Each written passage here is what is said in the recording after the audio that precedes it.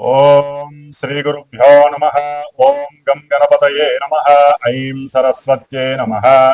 ఓం శ్రీమాత్రే నమః.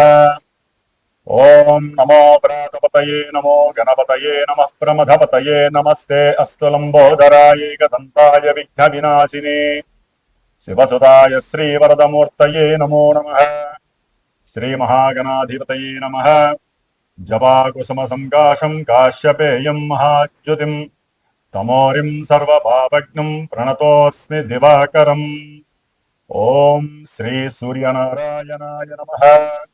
ఓం వజ్రనఖాయ విద్మహే తీక్ష్ణదగ్ముష్ట్రాయ ధీమహి తన్నో నారసింహ ప్రచోదయాత్. శ్రీ లక్ష్మీ నారసింహస్వామినే నమో నమః.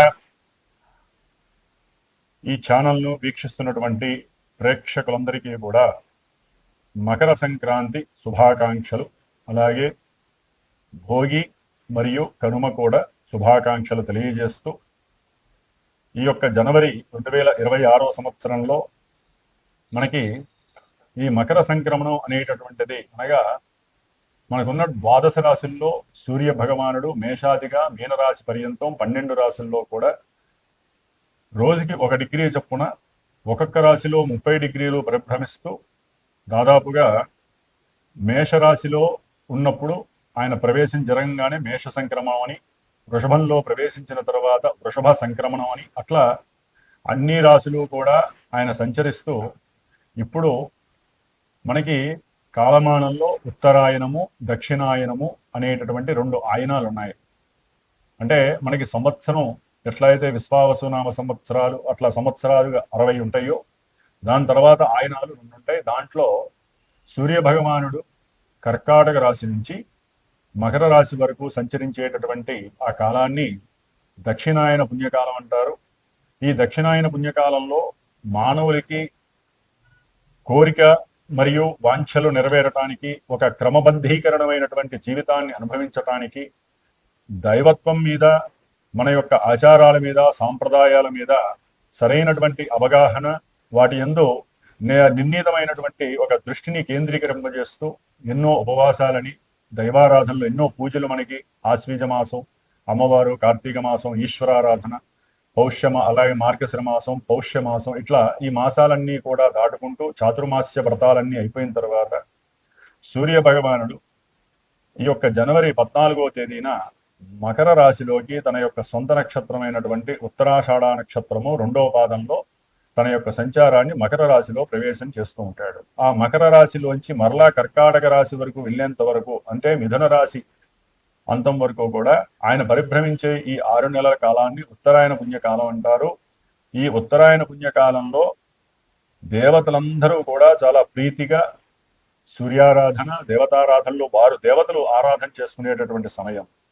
కాబట్టి ఉత్తరాయణ పుణ్యకాలంలోనే చాలా విశేషమైనటువంటి గృహప్రవేశాలు కావచ్చు, శంకుస్థాపనలు కావచ్చు, బ్రాహ్మణుల యొక్క ఉపనయనాలు కావచ్చు, అట్లాగే దేవతా ప్రతిష్టలు కావచ్చు, ఇట్లా ఎన్నో విశేషమైనటువంటి లోకహితార్థమైనటువంటి దైవ కార్యక్రమాలు జరుగుతూ ఉంటాయి ఈ ఉత్తరాయణ పుణ్యకాలంలో. కాబట్టి ఎప్పుడైతే ఈ సూర్య భగవానుడు మనకి ఈ సంవత్సరం ముఖ్యంగా 14వ తారీఖున బుధవారము బహుళ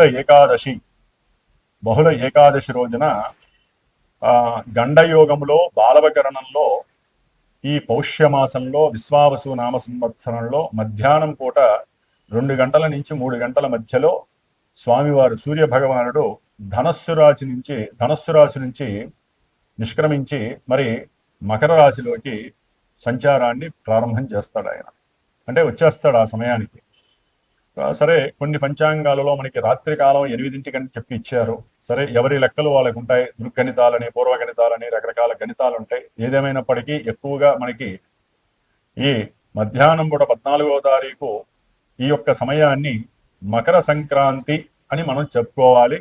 అయితే అపరాహ్న సమయం దాటిపోయింది కాబట్టి ముఖ్యంగా ఈ సంక్రమణం విశేషం ఏంటంటే, ఈ ఉత్తరాయణ పుణ్యకాలం ప్రారంభంలో ఎవరైతే చనిపోయినటువంటి వారికి, అనగా తల్లిదండ్రులు కావచ్చు, తాత ముత్తాతలు కావచ్చు, వారి యొక్క తాత ముత్తాతలు కావచ్చు, వాళ్ళందరి యొక్క గోత్రము, పేర్లు చెప్పి ఎవరైతే మరి తర్పణాలు వదిలి బ్రాహ్మణుడికి విశేషంగా అన్నదానం కానీ, బ్రాహ్మణులకి విశేషంగా స్వయంపాక దానాలు కానీ, తమకు తోచిన విధంగా గోదానాలు కానీ ఇస్తారో ఆ యొక్క విశేష పుణ్య ఫలితము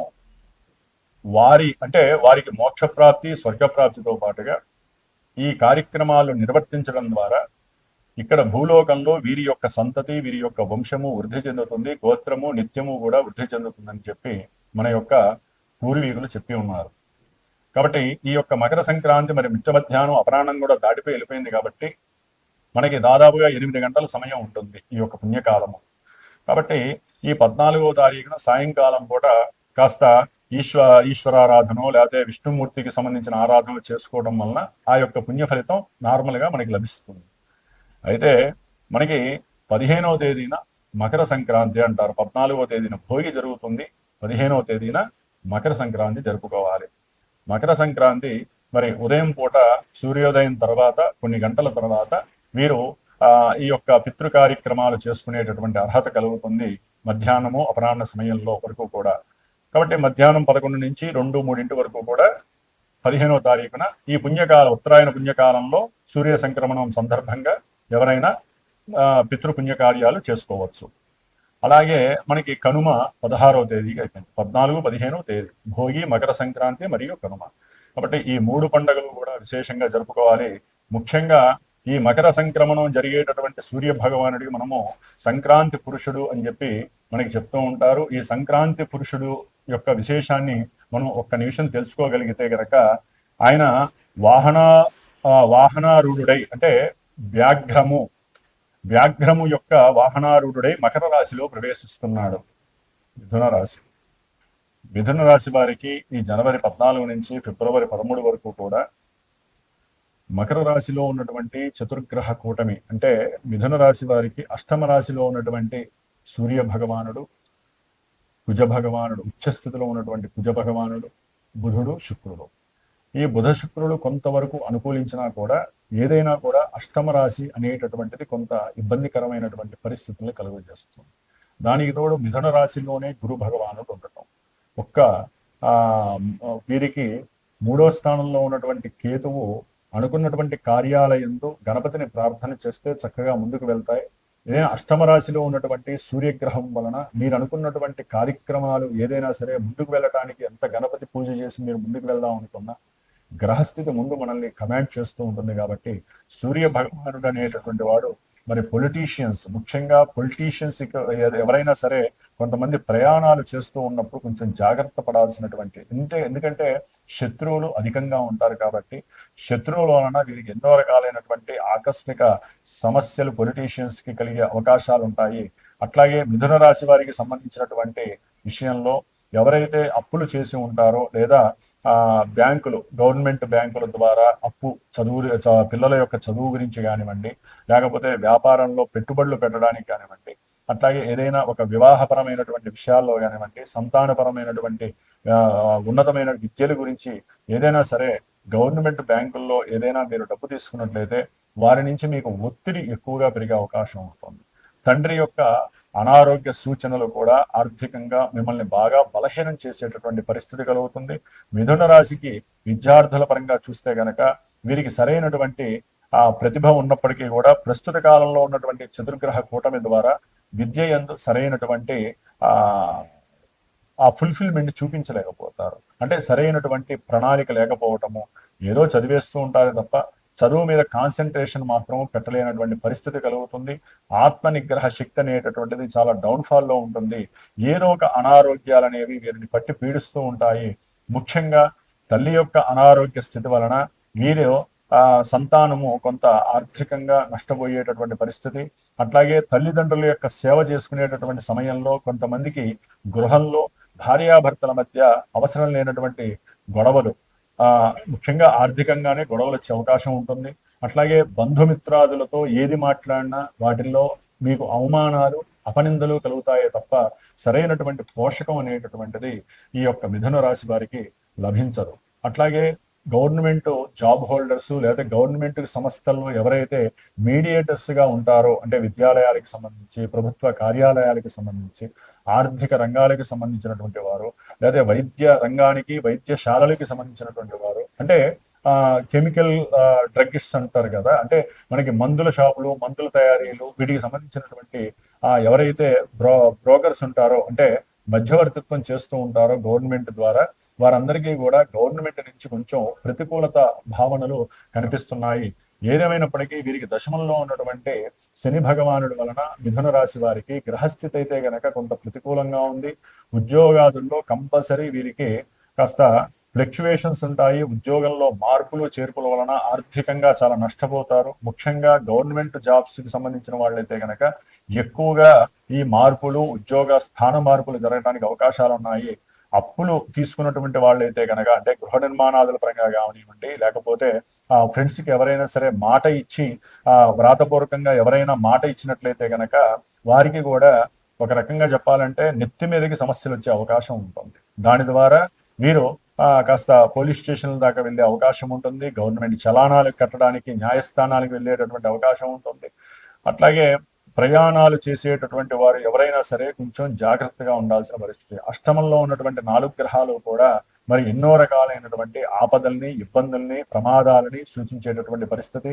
కొంతమందికి వయసు మీరిన వారికి కావచ్చు, ఎవరికైనా సరే ప్రయాణాలలో ప్రమాదాల ద్వారా మోకాళ్ళకి, మోచిప్పలకి సంబంధించినటువంటి ఎన్నో ఆపరేషన్స్, సర్జికల్ ఇబ్బందులు కూడా జరగడానికి అవకాశాలు ఉన్నాయి.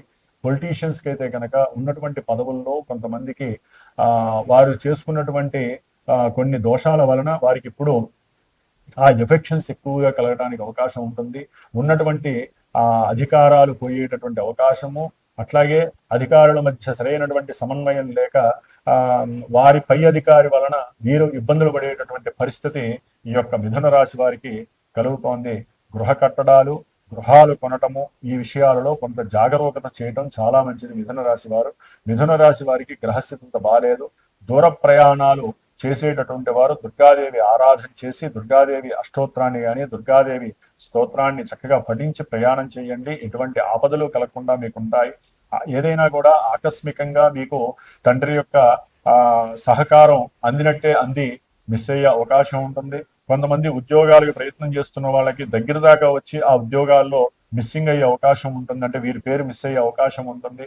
అట్లాగే వీరి యొక్క ఆరోగ్య విషయంలో వీరు చాలా జాగ్రత్తగా ఉండాలి. కాబట్టి ఈ 4 గ్రహాలకి జపతపాదులు చేయించుకోండి, 4 గ్రహాలకి స్తోత్ర పారాయణలు చేయండి. అట్లాగే లక్ష్మీ నరసింహ హోమానికి మీరు కూడా పార్టిసిపేట్ చేయండి. దాని వలన ఆ యొక్క భస్మధారణ వలన మీకు చాలా చాలా రక్ష కలుగుతుంది, స్వామివారి యొక్క అనుగ్రహం కలుగుతుంది. ఏదేమైనప్పటికీ ఈ 4 గ్రహాల యొక్క కలయిక మిథున రాశి వారికి ఎన్నో రకాలైనటువంటి ఫ్లక్చువేషన్స్, అంటే 4 గ్రహాలు 4,000 4,00,000 ఎన్నో రకాల కారకత్వాలను ప్రసాదిస్తూ ఉంటాయి.